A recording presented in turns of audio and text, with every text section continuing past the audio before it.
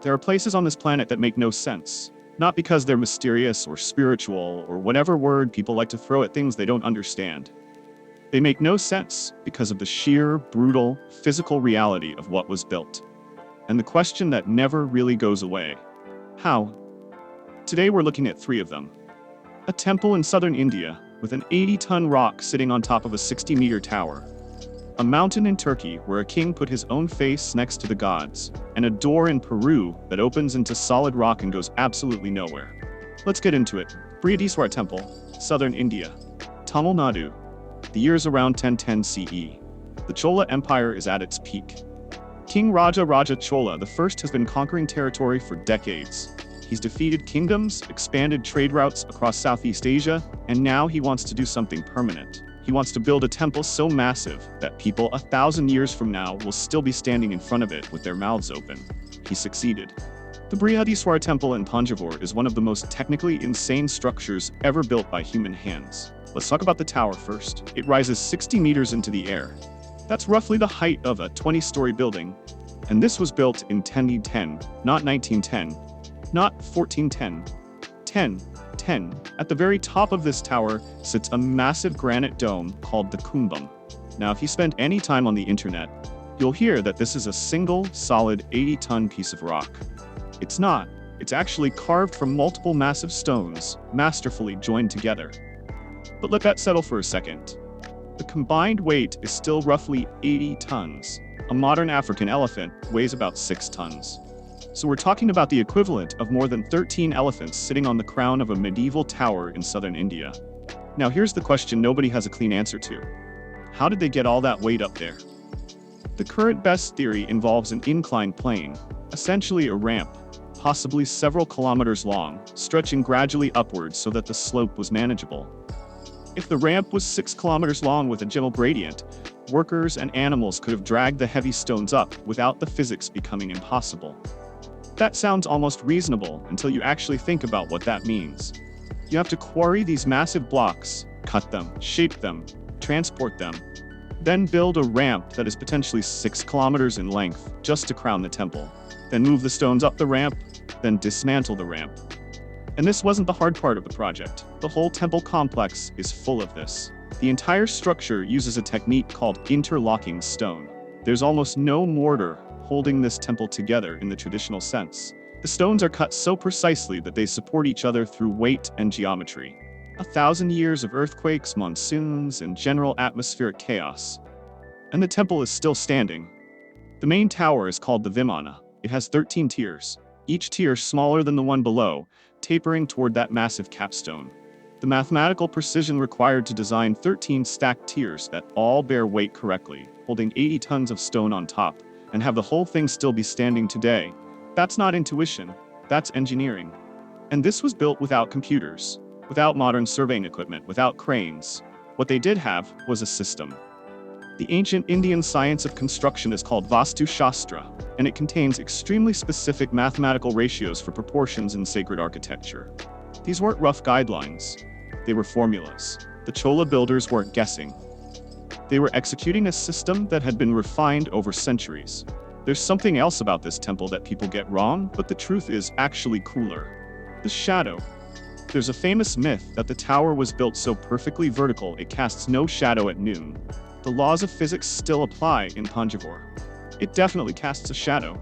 But Raja Chola's architects designed the base of the Vimana to be so incredibly wide that, at certain times of the year at noon, the shadow falls entirely on the tiered base of the tower itself. It doesn't hit the ground in the courtyard. It swallows its own shadow. The fact that a 60-meter tower built in 1010 CE is geometrically precise enough to pull that off tells you something. This is not a rough structure. Inside the temple is a Shiva Lingam, a sacred stone representation of the god Shiva that stands around 3.7 meters tall, one of the largest in India. The walls are covered in murals and sculptures. Some of the original Chola paintings were covered over centuries later and are only now being uncovered through careful restoration. You're looking at artwork that was painted around the same time the Vikings were raiding northern Europe, just sitting under a layer of plaster, waiting. The temple is still active, still used for worship, not a museum piece, not a ruin, a living space. That somehow makes it more impressive, not less. Nemrut Dağ. Now we go north and west, Turkey. A mountain in the Taurus range in the southeast of the country. The year is around 62 BCE. A king named Antiochus I, ruler of a small kingdom called Commagene, has a problem. His kingdom is sandwiched between two of the most powerful empires on earth, Rome to the west, Parthia to the east. He can't outfight either of them. He doesn't have the army, so he does something else entirely. He decides to outmyth them. Antiochus built himself a tomb on top of a mountain. Not just any mountain, Mount Nemrut, 2,100 meters above sea level. And around this tomb he places a series of colossal stone statues, each one roughly 8 to 9 meters tall. That's about 3 stories high. The statues represent gods, but not just Greek gods, and not just Persian gods, they are fused. Antiochus was a ruler who stood at the intersection of two worlds. The Greek Hellenistic world inherited from Alexander the Great's conquests and the Persian world from the east. So his gods reflect that. You have Zeus, the king of the Greek pantheon, merged with Oromasdes, the supreme deity of Zoroastrian Persian religion. You have Apollo merged with Mithras, the Persian sun god. You have Heracles merged with Artanias, a Persian war deity. And then, right in the center, Antiochus himself. He placed a statue of himself at the same scale as the gods. He is sitting with them, equal to them. This was not subtle. The inscription Antiochus left behind confirms it. He essentially wrote that he was of divine lineage on both sides, Greek royalty through the Seleucid line, Persian royalty through the Achaemenid line, and that therefore his divine nature was not in question. He built this monument so that people would see himself seated among the gods, and would understand that the king of Commagene was not a minor figure caught between empires. He was the center of the world. Now, the heads. The statues are no longer intact. At some point, probably through a combination of earthquakes and time, the heads of the statues toppled from the bodies and landed on the ground around them. This actually created something unexpected. The heads are now sitting in a rough field of stone rubble at the base of what remains of the statues. They're tilted at various angles, weathered, some of their facial features worn down, and somehow, this is more unsettling than if they were still intact. You're standing at 2,100 meters. The wind is relentless, and there are these enormous stone faces staring at you from the ground, surrounded by the bodies they used to belong to. It's one of the most genuinely strange scenes in the world. The logistics here are also worth sitting with. How do you move 8 to 9 meter tall stone statues up a mountain that is over 2,000 meters high? The best current thinking is that the statues were not moved as complete pieces. They were carved in sections, head, torso, lower body thrown, transported separately, and assembled on site. That's still moving massive chunks of stone up a steep mountain, but it becomes at least theoretically possible, instead of completely impossible. The tumulus, the burial mound itself, is made of crushed limestone rubble.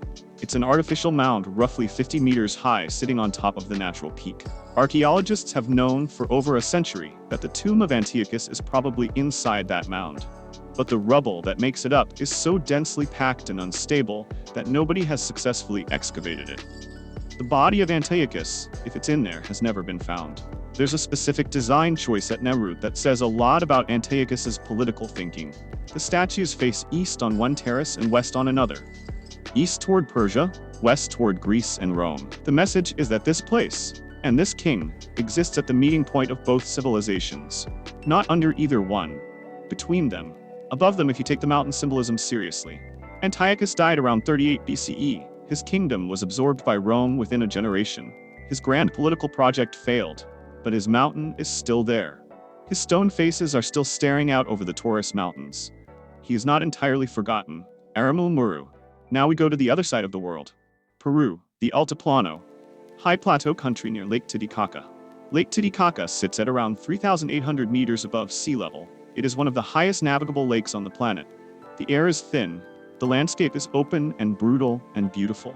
About 35 kilometers from the lake, there is a natural cliff face made of volcanic rock called Hayu Marca.